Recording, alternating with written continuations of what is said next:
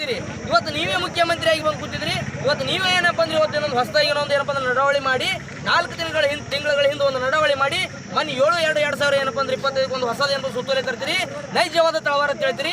ನೈಜವಾದ ತಳವಾರ ಯಾರು ಅವ್ರು ಎಲ್ಲಾರ ದಾಖಲಾತಿ ಮುಖಾಂತರ ತೋರಿಸ್ಬೇಕಲ್ಲ ನೀವು. ಬರೀ ನೈಜವಾದ ತಳವಾರು ನಾವು ಇವತ್ತು ಹೇಳಿದ್ರು ಕೂಡ ನೀವು ವಿನಾಕಾರಣ ಸುಳ್ಳುಗಳು ಹೇಳಿ ಅನ್ಯಾಯ ಮಾಡ್ತೀರಿ. ನೀವು ಮಾಡಿರುವಂಥ ಅನ್ಯಾಯ ಇವತ್ತು ನಮಗೆ ಸಮುದಾಯಕ್ಕೆ ಎಲ್ಲರಿಗೆ ಏನಪ್ಪ ಅಂದ್ರೆ ಗೊತ್ತಲ್ಲಾರ್ದಂಗೆ ಕದ್ದಲೆ ಏನಪ್ಪ ಅಂದ್ರೆ ಮಾಡ್ತಿದ್ರಿ. ನೀವು ಒಂದು ವೇಳೆ ಎಲ್ಲ ದಾಖಲಾತಿ ಇಟ್ಕೊಂಡು ಏನಪ್ಪ ಅಂದ್ರೆ ನಡವಳಿ ಮಾಡಬೇಕಾಯ್ತು.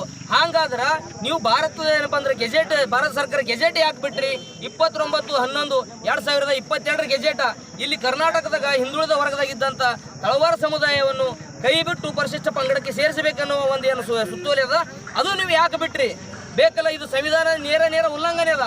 ಇಂಥದ್ದು ನೀವೇ ಕೂತು ಏನಪ್ಪ ಅಂದ್ರೆ ಇಲ್ಲಿ ಇಡೀ ಸಮುದಾಯಕ್ಕೆ ಕಗ್ಗೊಲೆ ಮಾಡ್ತೀರಿ. ಇಲ್ಲಿ ಏನಪ್ಪ ಅಂದ್ರೆ ಇದನ್ನು ಬಿಡ್ತೀರಿ, ಪಾಕಿಸ್ತಾನದ ವಿಷಯ ಕುರಿತು ಮಾತಾಡ್ತೀರಿ. ಮೊದಲು ನಿನ್ನ ರಾಜ್ಯದಲ್ಲಿ ಏನಪ್ಪ ಅಂದ್ರೆ ಜನರಿಗೆ, ನಿನ್ನ ಆಡಳಿತದಲ್ಲಿರುವ ಜನರಿಗೆ ಮೊದಲು ನ್ಯಾಯ ಕೊಡಿಸ್ರಿ.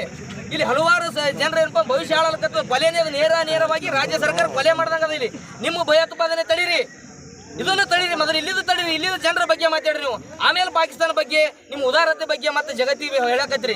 ಮೊದಲ ನಿಮ್ಮ ಏನಪ್ಪ ಅಂದ್ರೆ ದೀಪದ ತೆಳಗ್ ಕತ್ತಲದ ಅದನ್ನು ಹೋಗಲಾಡಿಸಿ ಅದನ್ನೇ ತೆಗೆದು ನಮಗೆ ನ್ಯಾಯ ಕೊಡಿಸಂತ ಕೆಲಸ ಮಾಡ್ರಿ. ಇವತ್ತು ಅದನ್ನು ಬಿಟ್ಟು ವಿನಾಕಾರಣ ಏನಪ್ಪ ಅಂದ್ರೆ ಗೊಂದಲಗಳನ್ನು ಸೃಷ್ಟಿ ಮಾಡಿ ವಿಷಯಾಂತರ ಮಾಡಿ ಜನರ ಗಮನ ಕಡೆ ಬೇರೆ ಕರೆದು ಈ ರೀತಿ ನೀವು ನಿರಂತರವಾಗಿ ಮಾಡ್ತಾ ಇದ್ದು ಬಂದಿರಿ. ನೀವು ಮನೆದು ಏನಪ್ಪ ಅಂದ್ರೆ 7/2 ಸುತ್ತೋಲೆ ಮಾಡಿಸಿದ ಅದೇನೋ ಅದು ನಮಗೇನು ಯಾವುದೇ ರೀತಿ ಎಫೆಕ್ಟ್ ಇಲ್ಲ. ಏನಪ್ಪ ಅಧಿಕಾರಿಗಳು ತಿಳ್ಕೊಡ್ರಿ ನೀವು. ಅದೆಲ್ಲಿ ಯಾವುದೋ ತಳವಾರಿ ಕೊಡಬೇಡ ಅಂತ ಎಲ್ಲಿ ಹೇಳಿಲ್ಲ. ನೈಜವಾದ ತಳವಾರಿ ಕೊಡ್ರಿ, ನಾವು ನೈಜವಾದ ತಳವಾರಿ ಕೊಡ್ರಿ ಅಂತ ಹೇಳ್ತೀವಿ. ನಾವು ಇರೋದು ನೈಜವಾದ ತಳವಾರಿ. ನೈಜವಾದ ತಳವಾರ ಅಲ್ಲದವರು ಅವ್ರು ಎಲ್ಲಾರ ಅದು ನಮಗೆ ಮೊದಲು ತೋರಿಸ್ರಿ. ಒಂದೇದು, ನೀವು ಆ ನಡವಳಿ ಮಾಡಬೇಕಾದ್ರೆ 29/10/2022 ಬಿಜೆಪಿ ಸರ್ಕಾರ ನಮಗೆ ಪರಿಶಿಷ್ಟ ಪಂಗಡದಿಂದ ಕೈ ಬಿಡುವಂತೆ ಹೊರಡಿಸಿರುವ ಸುತ್ತೋಲೆದ ಉಲ್ಲೇಖ ನೀವು ಯಾಕೆ ಹಾಕಿಲ್ಲ?